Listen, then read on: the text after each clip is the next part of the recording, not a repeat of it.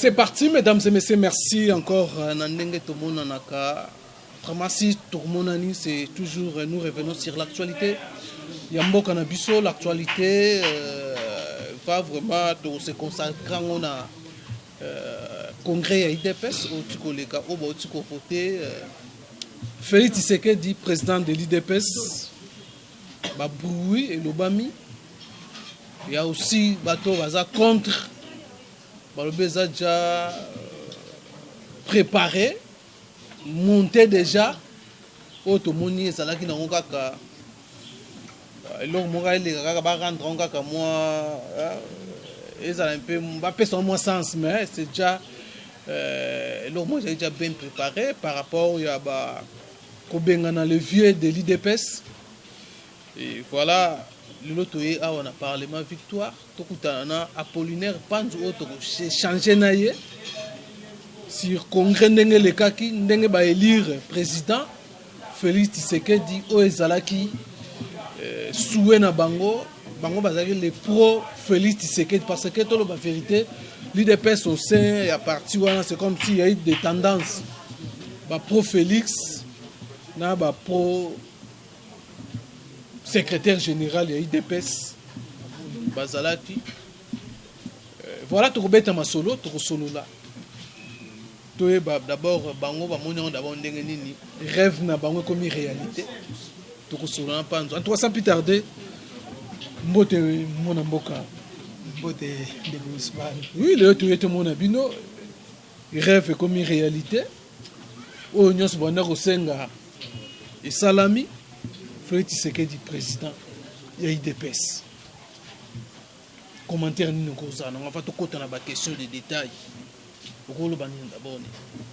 À mériter ou un coup préparé dès non l'annonce il fallait commencer à écarter ma vie pour me mettre à l'aise. Merci beaucoup. Puis on peut journaliste vous avez moi scénario d'abino hein vous avez rappelé à moi le lenge moko ya représenter ma cambo nganaza l'homme le plus heureux. La base de la Funa est tellement heureuse parce que souhait na bango et s'est matérialisé. Adage moko elobaka un bon tricheur c'est aussi un homme intelligent en classe. Celui qui n'est pas intelligent, même si on lui laisse avec son cahier à tombeau ouvert, à Rozoaraka, 0. Mais Moutou Oyo a triché peut azui, ce qui veut dire que a comprenaka makambango tango mususu avant ça l'examen qui mien na mutu l'era a fongoli kaye rappel mbalamoka kangiale le reste à compléter. Préparation pour que Félix Abima président du parti soko tuninga na koloba oui parce que soué nangezaki yango wana et loko nazalaki kobundela ba membre nyonso ya IDPS ba voter Tshisekedi Félix Antoine Tshilombo. Siko ba membre ya IDPS lelo ba Félix ba voter Félix Antoine Tshisekedi Tshilombo. Mabeza wapi. Je suis l'homme le plus heureux pour avoir dirigé une commission qui a préparé les débats contradictoires. De débat contradictoire tozalaki na équipe na biso na cadre ya SIMAC que j'ai conduit to travailler na collaboration na cabinet ya président ya la parti to travailler na ba membre mususu ya parti na suka na yango poto comme na cabinet ya président il a fait président Tshisekedi. Oui, avec papa Victor. Ce n'est pas un collaborateur. Ah, ok. Parce que lui ne pouvait pas être là, il était occupé. Ok. Donc, Elingi Koloba était l'activité na biso tosalaki yango po to réussir, tosalaki yango po to manifester existence réelle ya démocratie na kati ya UDPS. Yango monaki na débat wana ba candidat bazalaki na liberté ya koloko. Na débat wana oyo a critiquer oyo a critiquer oyo, mais bango nyonso ba défendre ni UDPS. Tala niveau ya débat, auteur ba contradicteur bazalaki nango na débat wana elakisi keno UDPS démocratie ezali. Toke na congrès salami bongo na suka balobaki ono une préparation au préalable, mais oui parce que bato basala la campagne avant mutu na mutu azo soutenir candidat na ye abongo soki siko candidat wana bimi mabe ezali wapi. Donc c'est un exercice qui va faire wana ba mubake ba te belé ba auto c'est na politique wana na siko yo yebisanga siko chibala na écarté tango akeka pepa Kabila do bolingaki ndenga kepa Kabila to tika ekaka azala secrétaire général adjoint na UDPS. Il est parti de lui-même. Mubake tango akende kokutana na Kabila po ba nommer premier ministre au détriment ya Félix. Félix mtatinda kai. Il s'est auto-exclu. Viens nini to écarté. On a écarté personne. Na likina ebisa que Guibao, l'un des candidats parmi les 4, il est resté avec Moubake plusieurs années. Quand il s'est rendu compte que non Moubake azoko sabango, il est retourné au Bercail. Il s'est présenté comme candidat. Donc Sami Badi Sami Badi bangana Guibao ekeseni. Sami Badi banga comme premier ministre. Guibao bazalaki na débat ya ba idée. Azalaki ko défendre à cette époque idée monko na Moubaki.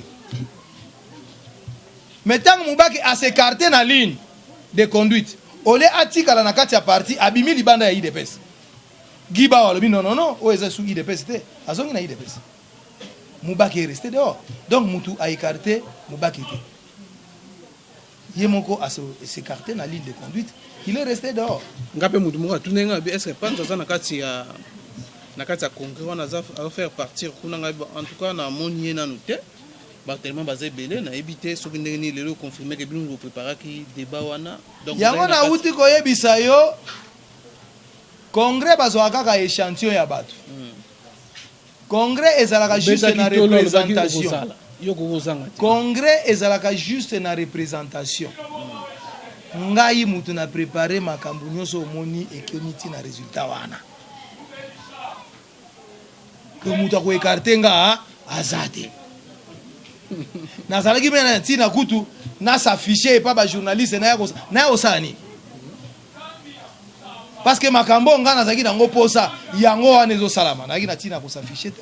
Lelo na vous avez travaillé ensemble avec Félix Tshisekedi pour préparer makambo tout. Na ba candidat nyonso wana. Ba nyonso. Nous avons reçu le professeur Paul Chirumbu, que je salue en passant. Nous l'avons reçu, au cours de laquelle il a présenté son projet de société sur la gestion de l'UDPS. Peut-être David Moukebana, Giba Onde Moututo Yamba qui était faute de temps. Donc c'est-à-dire nous avons écouté tous les candidats. Nous avons reçu Félix. Tozalaki na ville na New Vision. Donc c'est pour vous dire que les candidats sont sur le même pied d'égalité. Mais ce qui Félix abimi na pourcentage wana ndeko Ousmane oza journaliste. Avant que déjà congrès, bato basi balobi déjà que non Félix président na biso. Ce que mutu asa ponaki déjà Félix d'avance. Yo za sir na kati ya salle président pour na Félix te. Et déranger mutu te démocratie za na IDPS. La fille aînée de l'opposition, c'est l'UDPS. Oui. Voilà, mesdames et messieurs, on continue vraiment la question autour de l'élection. Il y a Félix Tshisekedi. L'invité, tout le discours aussi. Il y a Félix Tshisekedi, après qu'on a investi dans le poste de président. C'est une unité de l'IDPS. Il faut redynamiser l'IDPS. Il faut qu'on replante encore IDPS. Nous sommes les Amakas. l'unité wana zoloba na boya mbaba tunyoso bakoya Ousmane oyebi nombre ya ba jeune o ba bandi ko kokisa 18 ans depuis 2010 telelo o ba kokisa ki 18 ans na 2010 soko bakisi 18 akobi na 36 ans akobi na 36 ans ozolanda Ousmane donc na 2010 akokisi 18 ans plus 18 36 ans na 2011 ezape na ba jeune o bazaki na 17 ans bakokisi 18 ans kokende tozokende ba jeune wana nyonso banda 2010 ti lelo mingi kati na bango baza ba membre ya IDPS te parce que bakokisi 18 ans bakuti bazobeta bakombata IDPS bazokanga bakombata IDPS bazoboma bango na masasi mingi baza na kobanga ba parents bazo kokende te bakoboma yo soko ke kuna bakobeta yo masasi bato wana nyonso ifo baya na IDPS sikoyo yo ozosenga ngai nakende kobondela mutu oyo akokisi deja 75 ans akomi kotala liwa na ye lobi akomi koluka zwa mbongo akotikela bakoko na ye alors que eza na bajeune oyo baza na avenir na bango oyo eza hypothèque lelo esengeli babunda mpo na avenir na bango tangu président Félix alobi que nous devons réimplanter IDPS. L'UDPS existe au travers la République démocratique du Congo, au travers toutes les nations du monde, d'ailleurs au Monaki na Congrès. Mais il y a un travail à faire pour na batu nyonso oyo dictature ya Kabila et empêcher bango po bakoma ba membre ya IDPS ou soit baza ba sympathisant ya IDPS mais babanga kakoya na réunion ya IDPS faute ya répression. Nde yango yokaki Félix alobi que nous devons réimplanter IDPS donc ko recruter batu wana nyonso ko canaliser bango na ba organe. Non parce que IDPS déjà ya ko panzana yango songisa IDPS eza ya ko panzana te. Ousmane divergence ya ngai na Kabund et Panzi IDPS te. C'est un exercice démocratique. En démocratie, quand vous n'êtes pas d'accord sur une activité quelconque, une action engagée par un membre du parti, vous avez tout intérêt à dénoncer, à améliorer. La contradiction dans une démocratie... Mais l'IDPS, ces derniers temps, on respecte la démocratie.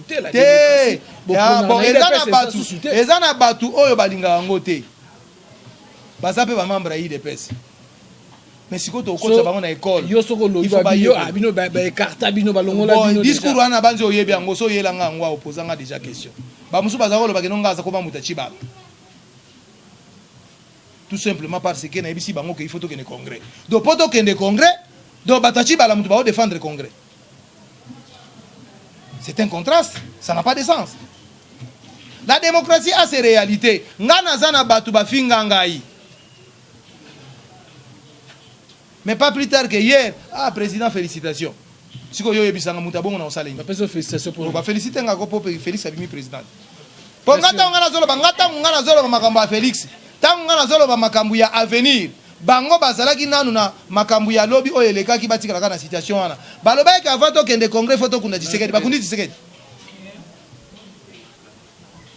Balobi ke toza ba bantu, lelo to sali congrès. Toza to longa ba bantu. Balobi ke ba moyens zate, oyo organiser congrès utua. Balobi oh il faut $300,000. Congrès ne 100,000 à $300,000. Donc, ezalaki ba prétexte pour baki maintenir ya congrès. Donc, discours ya Félix na pona kozonga na question na yo ndenge otunaki yango. Discours ya Félix, c'est eza discours moko ya il faut ko féliciter. C'est une personne qui maîtrise la gestion du parti. Nda lobi que nous devons réimplanter IDPS. C'est-à-dire kolanda ba jeune wana nyonso au travers toute la République kozongi sabango na canal ya parti oyo bundaka pona intérêt na bango afin que tokende na conquête ya pouvoir pour te répondre na baposa na bango. Est-ce que Félix Tshisekedi a incarné Tshisekedi te mutako incarné Tshisekedi azate te mutako incarné Tshisekedi azate Tshisekedi baza ba espèce rare o nzamba tiaka na mukili mais Félix aza Félix oyo akoya ko sala continuité ya histoire ya Tshisekedi o nga nazo sala lelo maloba nazo loba lelo école oyo nga nazwa maloba o nazo loba lelo c'est Tshisekedi biso nyonso toza bana ya Tshisekedi ye peut-être azwaki ka une grâce particulière d'être le fils biologique c'est ça la particularité mais c'est le fils comme nous tous biso nyonso toza bana ya Tshisekedi nde biso nyonso tobimi na école moko ye tango aza na section ya IDPS na Bruxelles nga pe naza na section ya Kalamu awa na Kinshasa ye tango akomi nani président fédéral ya IDPS na Bruxelles nga pe nakomi président fédéral ya IDPS na Funa na Kinshasa. Donc to sali parcours na période moko et je dois vous dire aussi c'est un collègue, un ami de génération. Vous comprenez qu'on a fait un parcours ensemble naye. Je crois que yango pezo sala ke makanisi na biso sala lokola ezo kokana. Yango kopanda okende toujours aux apembe. Ma makanisi ezo sala lokola ezo kokana parce que nous sortons d'une même école. Nde yango moni Félix a okoka musala o. Et sika oya ozana difficulté ko benga panzo lobinini. Na webi c'est que non président awa to sala bo to sala bo. Ça banda benga panzo considère. Mais là sala déjà na ye siko ya ko benga ngatende ni. Donc nazo ba image to nazo ba image po voice of Congo bana olakisa to zala kana ye Félix c'est un grand homme d'état. Je dois vous dire pendant que batuana bazo finga ngai ngana Félix tozo kutana na limité tozo sola na résidence na résidence là te na bureau na ye azape na bureau na kati ya lupango te bandeko bozola non na ndako na ete na temple na biso penga na mono na porte na yoso kota na ebisi batu déjà mono na bozo kota déjà na résidence na kenda na résidence mais masola politique to solo la rango na bureau yeba yango ke bureau au président tika ti le fungwa mate bureau mususu atonga na pembeni nde yaza na bureau na ye wana isika to yakokuta na wana nde za temple parce que azaki déjà ko aspirer devenir le président du parti donc ndenge za boy mukolo corps ya président ikoya bakundi président basilisi bafongoli bureau akota na bureau wana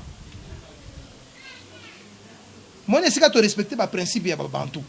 Voilà, alors tokendino rapidement l'actualité tozonga na masolo na biso c'est très important. Alors Félix Tshisekedi bosali congrès élire président, est-ce que congrès nous a respecté selon texte texte ya IDPS?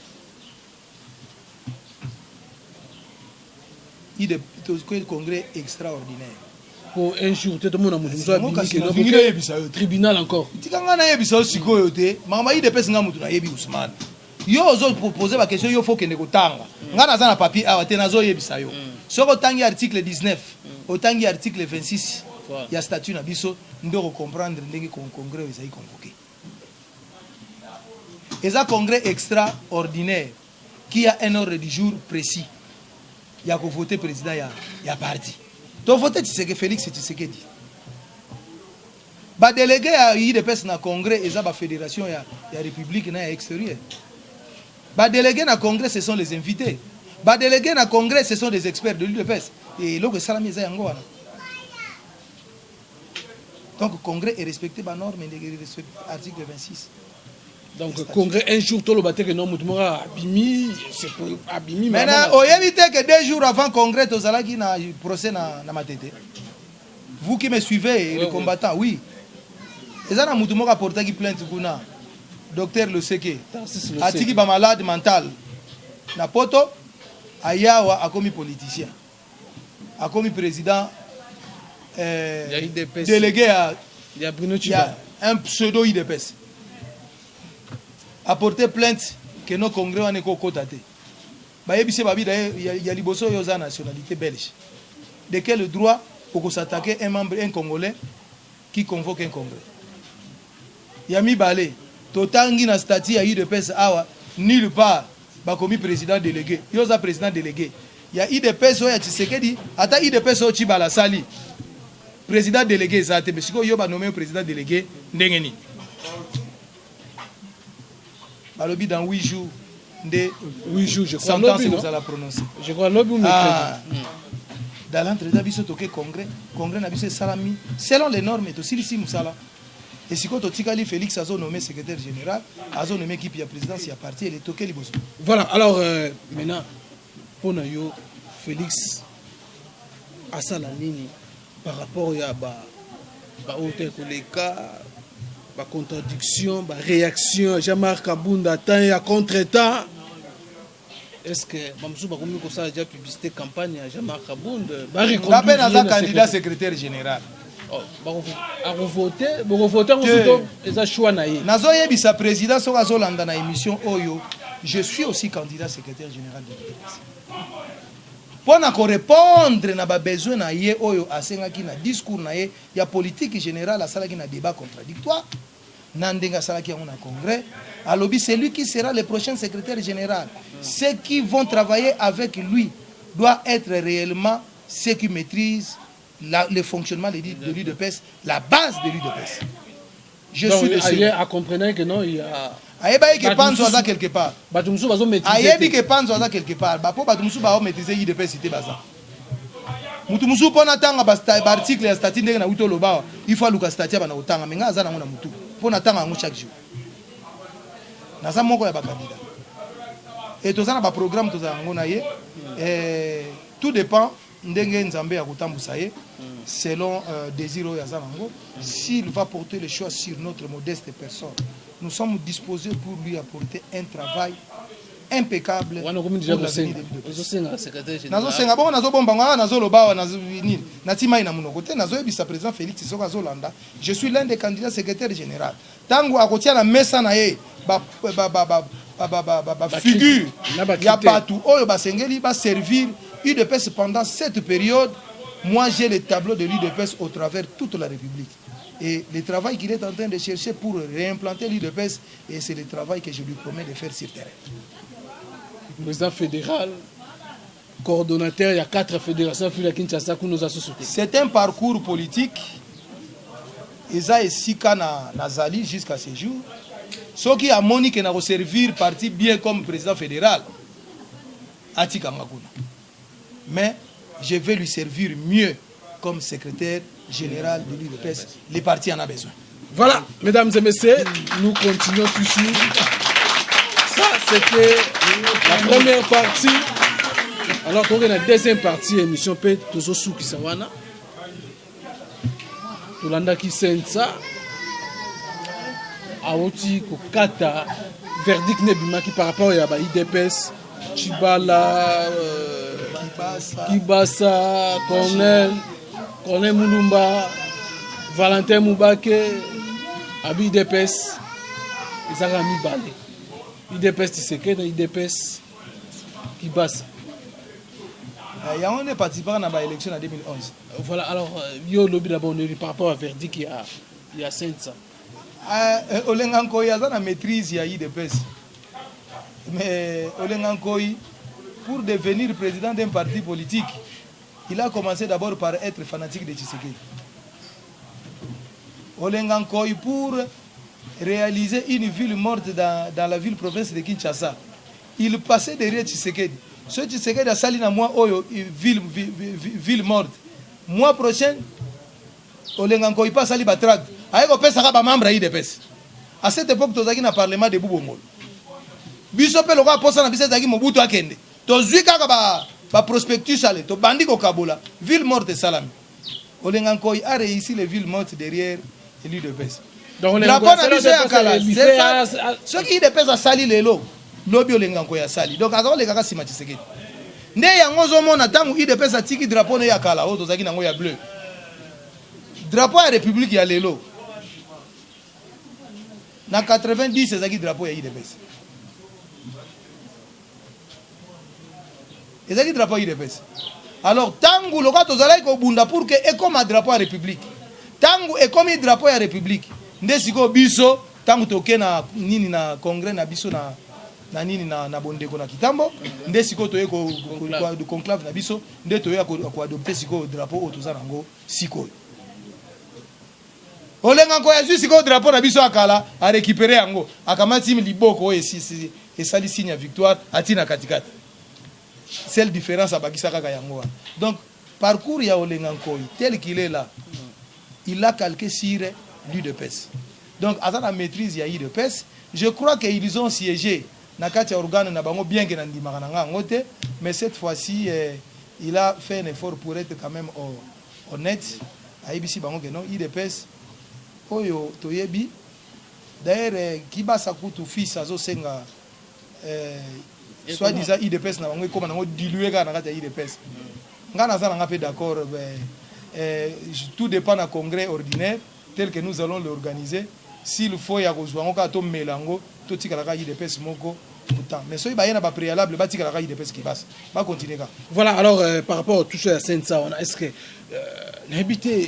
c'est comme si Olenganko Yemoro Bungi ba repère pour éviter certains l'opinion déjà par rapport au ndenge babena Bruno Tshibala yango azomeka ko se rebifé ameka ko luka moi Ousmane ezana makamusu ba trichaka nango te. Donc c'est un ça.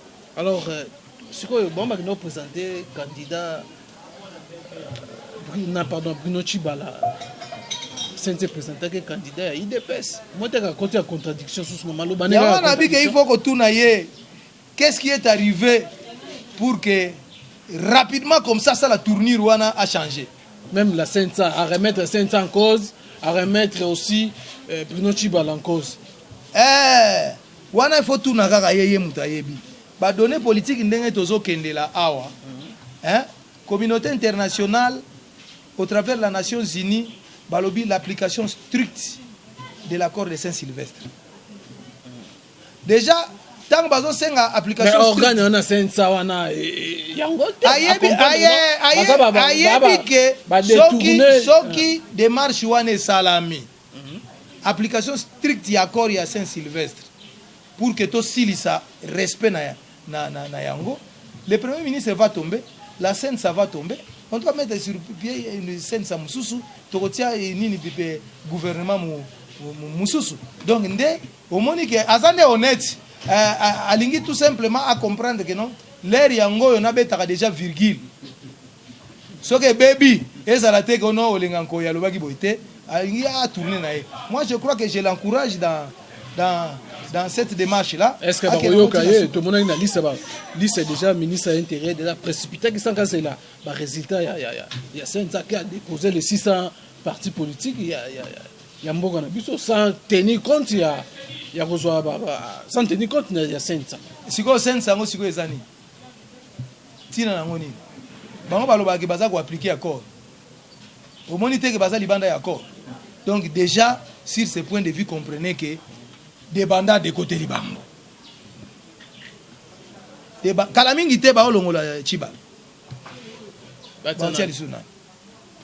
L'élection de yango moni communauté internationale abi que tozongela kaka à accord comme ça to organiser ba nommer premier ministre mususu. Mabeza wapi. Mais bino pe IDPS bolo ba belelaki makele là wa. Que non transition ça Kabila. Ils sont bon changer. Ah bon to changer. Impossible comme na élection. Non to changer na te. Ah bon siko soki to lobi que non transition sans Kabila to organiser l'élection te. Nous pouvons accéder au pouvoir que par les élections. Mais en tant qu'un mouvement de libération, pour avoir combattu la dictature sous toutes ses formes, c'est comme cela que mon combat n'a pas une transition sans Kabila parce que un dictateur n'est pas capable, ne sera pas à mesure, n'est-ce pas, de permettre à la nation de basculer vers une démocratie réelle. Nous l'avons constaté par rapport au comportement et aux actes de M. Kabila, qui, après avoir envoyé les délégués au dialogue, arrivé au terme de ces dialogues, l'application, il a fait autre chose. Donc c'est un dictateur. Une transition sans Kabila. Une transition sans Kabila, c'est possible. Comment Kabila est devenu président de la République? Il avait quelle armée? Et aujourd'hui, vous nous demandez, ça va se faire comment? Nous pouvons aussi changer les choses sans utiliser la force. C'est possible. C'est notre pays. Est-ce que l'IDPS croit aux élections cette année? Les élections cette année, c'est notre souhait. C'est notre souhait pour que la République puisse devenir réellement démocratique. La démocratie, c'est une démocratie à deux vitesses. D'une part, on parle des élections. De l'autre, on est en train d'empêcher les démocrates, n'est-ce pas, de faire une expression, de présenter une expression démocratique sur le terrain. Quand on empêche les manifestations publiques, ce n'est plus la démocratie. quand on empêche à un parti politique de dénoncer les comportements, n'est-ce pas, de déviation, ce n'est plus la démocratie. Il y avait déjà option, il y a manifesté. Ça, c'est le ministre. Ça, c'est le ministre. Et Kabila a déjà dit son dernier mot. Parce que tout ce monde-là travaille sous la coupole de Kabila. Ils ne peuvent rien faire sans la bénédiction de Kabila. Vous venez de le dire tout à l'heure, Roland Ankoy, qui a publié un rapport. Est-ce que les Kabilistes sont en train de suivre ces rapports? Ils font autre chose. C'est la raison pour laquelle je vous dis que nous sommes dans une démocratie à deux vitesses. Nous voulons une démocratie réelle dans la République démocratique du Congo. C'est la raison pour laquelle nous estimons qu'il serait mieux d'aller dans une transition sans Kabila. Mais si Kabila parvient à comprendre qu'il y a une impérieuse nécessité pour organiser les élections pendant cette année, à la fin de cette année, nous sommes disposés pour y aller. C'est la raison pour laquelle vous avez suivi Tshisekedi. Il faut renflouer Félix Tshisekedi. Il faut renflouer la caisse du parti. Il faut réimplanter les partis. Il faut préparer les élections, former les témoins. C'est possible. Pourvu que les gens qui dirigent les partis puissent s'y mettre. Voilà, mesdames et messieurs, nous sommes à la fin de notre entretien avec Apollinaire Panzou. Au hasard cadre IDPS, il y a élection, congrès, Félix Tshisekedi élu, verdict il y a Senza, Tolandi, le bêtis toujours Masolo wana, je ne sais pas si Apollinaire Panzou a un dernier mot pour Nalélo par rapport à tout ce que nous venons de discuter ensemble pour nous éclairer l'opinion au Basolanda Bisso, surtout la communauté congolaise basée éparpillée dans le monde. Ndekorangai ou Ousmane, occasion oyo opesaka biso poto communiquer na sepelaka mingi parce que bandeko na biso na extérieur balandaka. Ceux qui sont venus au congrès sont venus témoigner devant ma présence. Monsieur le Président, nous vous suivons régulièrement au travers les réseaux sociaux, à travers Voice of Congo. Pour cela, je tiens à vous remercier pour nous avoir accompagnés dans ces combats. Et par rapport à tout ce que nous venons de dire aujourd'hui, nalingi na senga na bandeko ya libanda ba oyo bazalaki favorable pour que Félix azala président IDPS na ba oyo bazalaki favorable te biso nyonso tokota na kati ya navire oyo ezali IDPS pour que tokende ko accoster, n'est-ce pas, na port ya malamu. Et surtout Félix Tshisekedi avec au travers de mutu nyonso. Étant donné que le président Félix reste amplement ouvert, n'est-ce pas, na batu nyonso oyo bazoya na ba sentiment ya malamu pour travailler, je crois que je demande à tout le monde de contribuer, n'est-ce pas, na musala oyo. Biso nyonso to pesa Félix ba réflexion na biso, ba analyse na biso. Lolenge oyo biso tozalaki kolinga IDPS ezala conduit par rapport à ba critique nyonso to sala qui parle le passé nde et permettre Félix akoka kotia ba base moko solide pour que lobby parti na biso ekoka ko remporter ba victoire ya minene na ba élection prochaine. Aouda koloba na biso que il faut to renflouer qu'est-ce ya parti.